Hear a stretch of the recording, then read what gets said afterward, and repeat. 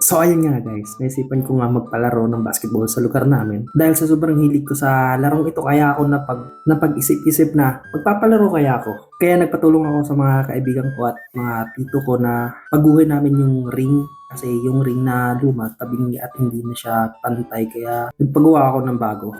At ito na nga, tinatanggal na namin yung pagkahaba nitong poste or pole stick para maulit namin yung haba at pagkakatayo nito. Ang haba lang kasi nito guys is nasa 9 feet. So balak nga namin guys, nagawin namin 10.5 feet. Yan na nga, tinatanggal na nila sa pagkakapako itong backboard. Nagpapasalamat ako sa mga tumulong para magawa ko yung plano palaro. No? Sino? Aya makadukan. Pamura ko ng 30 pa? Buwe. Dito na mo pa intraong, dito na mo pa intraong kay. Wagaw ko man, watir po ikaw ko man. Ano ton 6 footer man ton? 6 footer. Ito yun guys, inuumpisa na din ang tanggalin yung backboard para gawin naming matibay. Itong lugar pala namin guys is located to near in Surigao. So bali nasa Mindanao po kami guys. Oo, mga taga Mindanao kami. Mga Bisaya, mga Baza-Baza. So ayun. Kung gusto niyo yung makita sa mapa guys, search nyo lang yung Habunga, Agusan del Norte. Dahil oras. Kay maglista man ka. Magtirahin ng trace pa. Uy, maglista. Aya may magtirahin ng trace. Ay, ba kay daga magtimita. Ito yung tito ko guys, isa sa dahilan kaya naisipan kong magpalaro ng basketball. Dito pala sa lugar namin guys is marami nagbibinta dito ng tuyo, kung sa Tagalog sa amin natawag namin na buyad.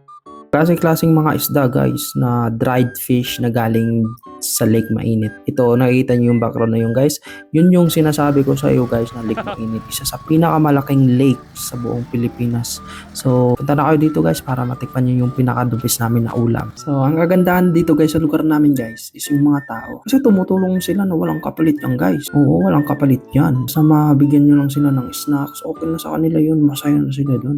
Kaya gusto ko talaga yung mga tao dito sa amin guys. Solid. Ito na yung bago naming ring guys. So, bali ang sukat nito is nasa 16 inch. Mas maganda, mas matibay. Ginawa talaga namin solido ang pagkakabit ng ring na to guys. Para kahit 1,000 taon pa yan, is nandun pa rin yung ring. Nakakabit pa rin sa sobrang solido ng pagkakagawa namin. Gago!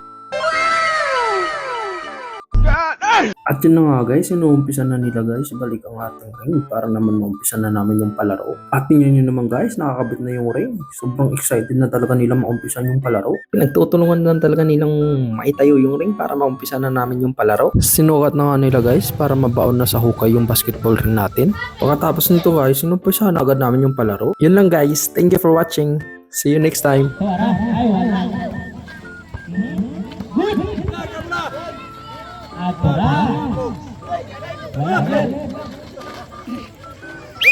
Nice one.